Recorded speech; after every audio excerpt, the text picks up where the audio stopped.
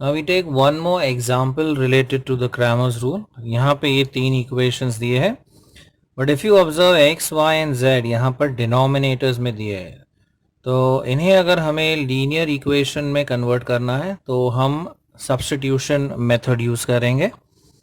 So what we could do is we put 1 by x equal to a, 1 by y उसको हम replace करते हैं b से, and 1 by z को replace करते हैं c से.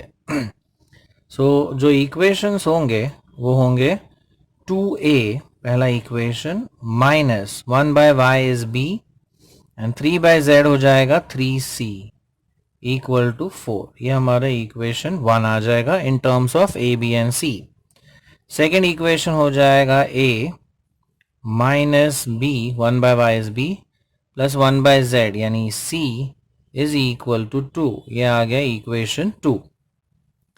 Third equation would be 3a फिर आएगा plus b and minus c is equal to 2. This is equation 3. So अब ये लीनियर इक्वेशंस आ गए. अब पहले हम ढूंढेंगे डिटर्मिनेंट d यानी determinant of coefficients of a b and c.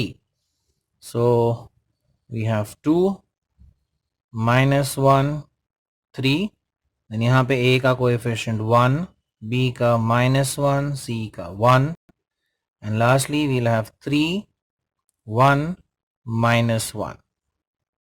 अब इसे एक्सपैंड करते हैं. सो we have 2 times, ये हो जाएगा 1, this product will be 1, so 1 minus 1.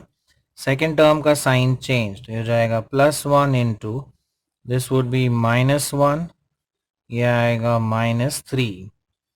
Third term +3 into this will B 1, ये -3 आएगा, सो दिस विल बिकम +3. ये आ जाता है 0. -4 into 1 this is -4.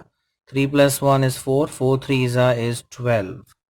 So 12 minus 4 ये वैल्यू आ जाती है 8, which is not equal to 0. अब हमने इक्वेशंस ए बी सी में कन्वर्ट किया हुआ है, करेक्ट. तो अब हम ऑब्टेन करेंगे D A, right. So we'll have D A यानी डी में ए के कोएफिशिएंट्स को हम रिप्लेस करेंगे किससे, ये कांस्टेंट टर्म से 4 2 2 से. तो यहाँ पर 4 2 2 आ जाएगा. Coefficients of B and C would remain the same. तो पहला कॉलम हो जाएगा 4 2 2, देन -1 -1 1, 3 1 -1. अब इसे हम एक्सपैंड करते हैं. So you have 4 into this would be 1 -1. Second term would be +1 into -2 -2. Then third term आएगा +3 into 2 + 2, so this will be 2 + 2. अब ये आ जाता है 0. This product would be -4 into 1, so -4. ये 4 3s ये हो जाता है 12. सो 12 -4 ये वैल्यू भी आती है 8. नेक्स्ट हम ढूंढते हैं डी बी यानी डी में बी का कोएफिशिएंट वाला कॉलम हम रिप्लेस करेंगे किससे, 4 2 2 से. सो कोएफिशिएंट्स ऑफ ए सेम 2 1 3. ये मिडिल कॉलम हम रिप्लेस कर देंगे by 4 2 2 and last column is 3 1 -3. Now let us expand this. So 2 times -2 -2, then -4 times -1 -3.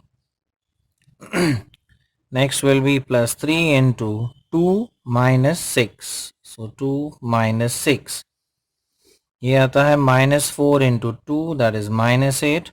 -4 into -4 ये हो जाएगा 16. -4 इंटू 3 ये हो जाता है -12.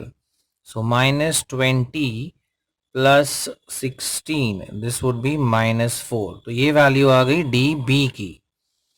नेक्स्ट हम ढूंढेंगे डी सी की वैल्यू यानी डी में हम सी वाला कॉलम रिप्लेस कर देंगे by 4 2 2. So first column as it is 2 1 3, B का कॉलम भी वही रहेगा, सी में आ जाएगा 4 2 2. Again first element, so 2 times this would B -2, ये प्रोडक्ट भी -2, ये -1 है तो यहाँ आ जाएगा +1, then 2 -6, so 2 -6, and last term +4 into 1 + 3, this will be 1 + 3. अब ये हो जाता है -4 into 2, that is -8. ये -4 into 1, this is -4, 3 + 1 is 4, 4 4s ये हो जाता है 16. So 16 minus 12, ये वैल्यू आ जाती है 4. So by Cramer's rule, right? So we say by Cramer's rule, A की वैल्यू होगी DA डिवाइड बाई D. अब D A की वैल्यू है 8 divide by 8, so that will be 1. This is DB divided by D. DB is -4 and D is 8. So this is -1/2. And C की value है DC divide by D. DC है 4 and D value is 8. तो ये आ जाता है 1/2. Now we make resubstitution. तो ये रीसब्स्टिट्यूशन का स्टेप हमें करना है बिकॉज द ओरिजिनल इक्वेशन जो थे they were in X Y Z और हमें वैल्यूज मिली है ए बी सी की. Now A is equal to 1, but what is A? It is 1/x. So therefore 1/x is 1. अगर दोनों तरफ हम रेसिप्रोकल लेते हैं so we get x is equal to 1. Next b है -12, so b is equal to -12, but b is 1/y, so 1/y is -1/2, so we could say y is equal to -2. and आखिर में c is 1/2, but c है 1/z, so 1/z is 1/2, तो यहाँ से z की value आ जाती है 2. So these are the values for x, y and z.